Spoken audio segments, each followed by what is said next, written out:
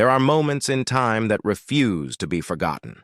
They become folklore, whispered in hushed tones by those who were there and told as legends by those who weren't. The story of Anya, the Valkyrie Volkov, was one such legend.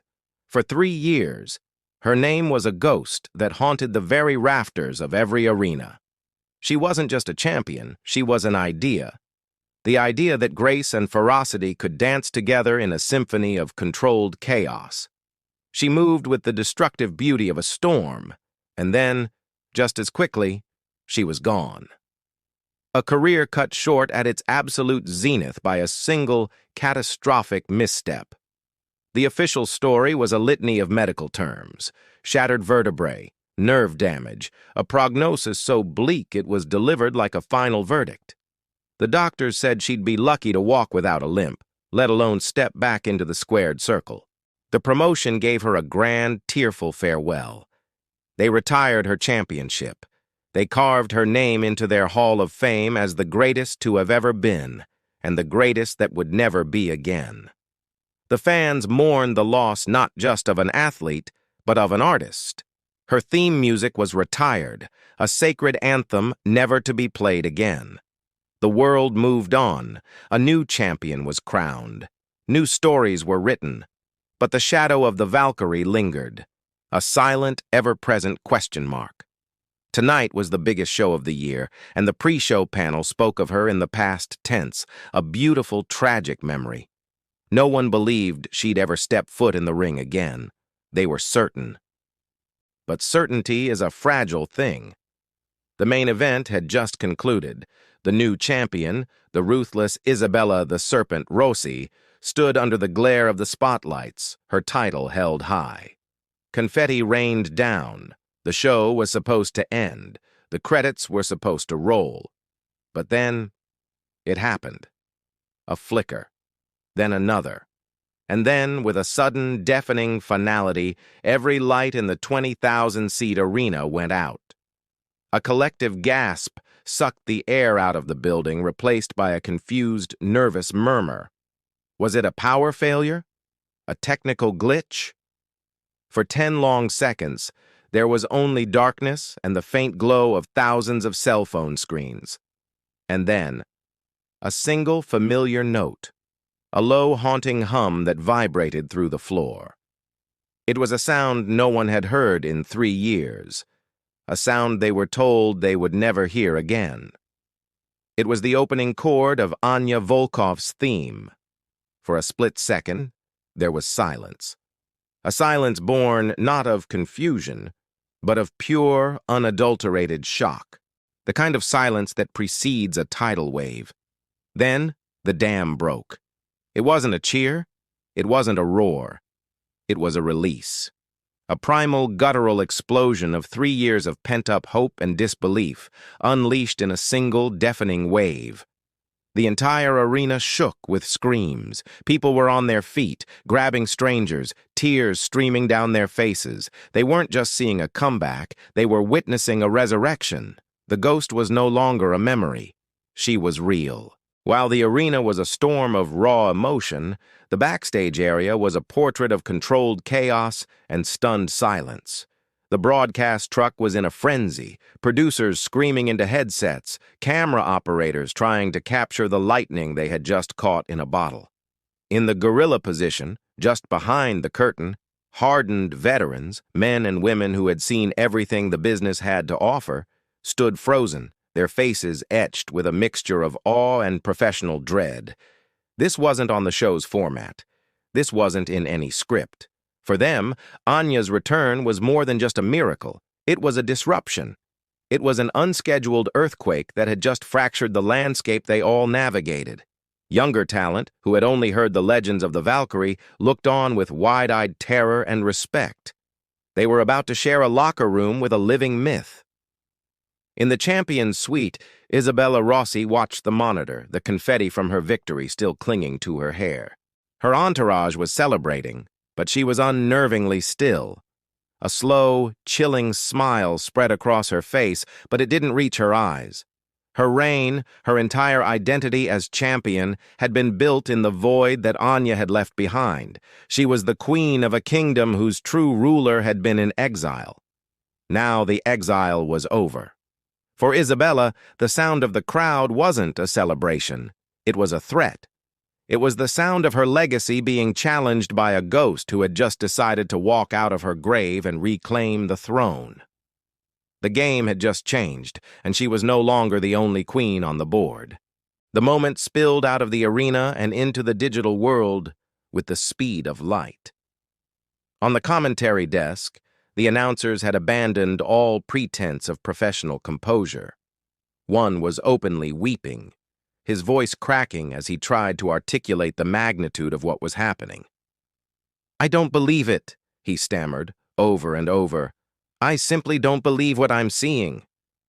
The phrase became a mantra, echoed across millions of screens worldwide. Social media didn't just buzz, it detonated. Anya Volkov's name became the #1 trend globally in under 90 seconds. News outlets, from sports journalism giants to mainstream networks, scrambled to rewrite their headlines. The story of the night was no longer Isabella's dominant victory. It was the impossible return of a fallen hero. Every article, every post, every video clip was drenched in the same emotional cocktail: shock, euphoria, and 1,000 unanswered questions. How? After an injury so final, so career-ending, how was she standing there? Was she cleared to compete? Or was this something else entirely? The world wasn't just reacting to a wrestler's return. They were reacting to the defiance of a medical death sentence. It was a story that transcended the scripted drama of the ring. It was a story about hope, about resilience, about the human spirit refusing to be broken. But beneath the celebratory headlines, a new kind of pressure was building. A legend had returned, but could the woman behind the legend possibly live up to the myth that had grown in her absence?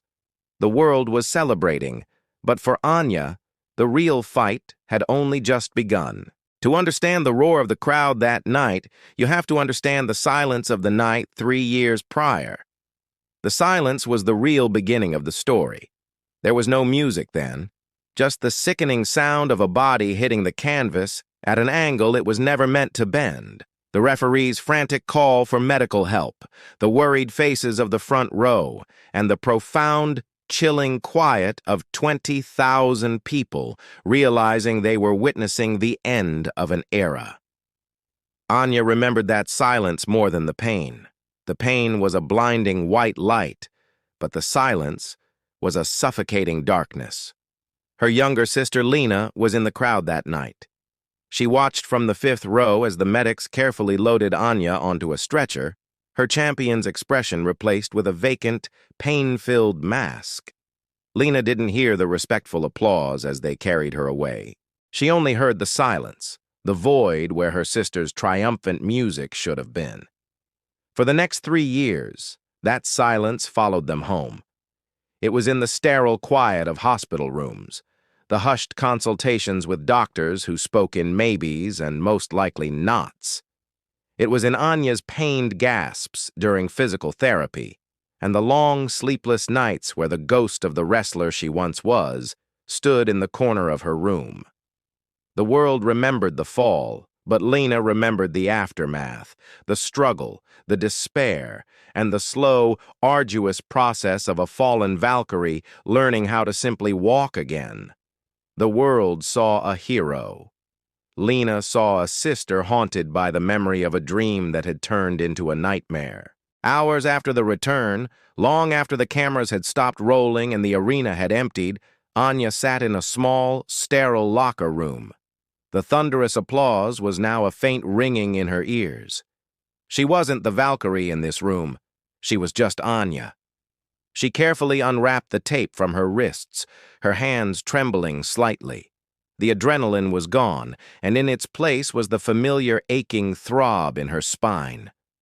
Lena was there, sitting on a bench opposite her, her face a canvas of concern.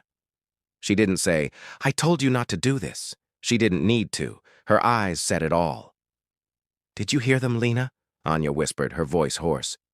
It was So loud. Lena nodded slowly. I heard them. But what did you feel? Anya paused, staring at her own reflection in the polished locker door. The reflection didn't look like a legend. It looked tired, vulnerable. I felt terrified, she admitted, the words barely audible. Every step I took down that ramp, I was waiting for my leg to give out, for the pain to come screaming back. I was waiting for the dream to end. Lena moved to sit beside her, placing a hand on her sister's shoulder. And now? She asked softly. Now that you're back? Anya looked at her sister, and for the first time that night, the mythic facade of the Valkyrie crumbled completely, revealing the woman underneath. Now, she said, her voice heavy with the weight of expectation. I'm even more terrified. The world wanted their hero back. But Anya Volkov wasn't sure if that hero even existed anymore. Isabella Rossi's championship reign had been a masterclass in dominance. She was technically flawless, brutally efficient, and mercilessly charismatic. She had defeated every challenger, silenced every critic, and built an empire on the ashes of the old one. But her entire reign was haunted by a single, unspoken asterisk. She had never beaten Anya Volkov. She had picked up the crown that Anya had been forced to abdicate. In the quiet of her hotel suite, long after her hollow victory celebration, Isabella re-watched the footage of Anya's return. She wasn't watching it like a rival. She was studying it like a scholar. She saw the raw, explosive reaction from the crowd. She saw the tears in their eyes. They weren't just cheering for a returning athlete. They were cheering for a symbol, a memory of a time they believed was better, a time before her. Isabella had earned the gold around her waist, but she had never earned that. She had their respect, their fear, but she never had their love. Not like that. Every cheer for Anya was a subtle invalidation of her own accomplishments. Every welcome back chant was a quiet reminder that she was, to many, a placeholder champion, a queen ruling in another's stead. She muted the television, the silence of the room amplifying her thoughts. This wasn't just about a title anymore. It was about legitimacy. It was about rewriting history. She could crush Anya in the ring, but that would make her a villain who destroyed a fairy tale. To truly cement her own legacy, she didn't just need to beat Anya. She needed to eclipse her. The first face-to-face meeting happened a week later, away from the cameras, in a cold, concrete corridor deep in the bowels of the arena. Anya was stretching, trying to coax her reluctant muscles back into familiar routines, when a shadow fell over her. It was Isabella, championship belt slung casually over her shoulder. She wasn't flanked by security or an entourage. She was alone. For a moment, they just stood there, the two poles of their universe occupying the same space. The air was thick with 3 years of unspoken history. "The ghost walks," Isabella said, her voice smooth as silk but laced with venom. Anya straightened up slowly, her face unreadable. "Ghosts don't cast shadows, Isabella." Isabella let out a low chuckle, circling Anya like a shark. "They do when they're standing in the way of the sun. The fans are so happy to have their fairy tale back, but they forget how these stories end. The hero gets old, the magic fades, the dragon wins." Anya didn't flinch.